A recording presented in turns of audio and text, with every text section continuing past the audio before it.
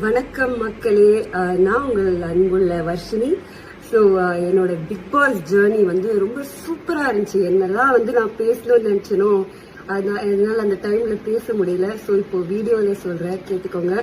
என்னை சப்போர்ட் பண்ண எல்லாருக்கும் ரொம்ப ரொம்ப ரொம்ப ரொம்ப நன்றி. ஒரு வாரம் தப்பிச்சு உங்கள் சப்போர்ட்னால.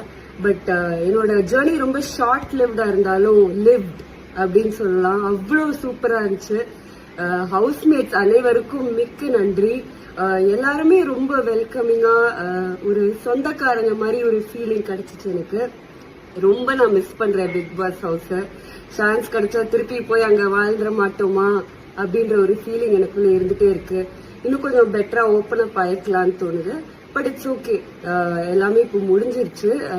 ஆனா அந்த இருந்த டைம் நிஜமாவே ரொம்ப நல்லா இருந்துச்சு. ஒரு நல்ல கனவுல இருந்து ஏஞ்சி வந்த மாதிரி இருந்துச்சு.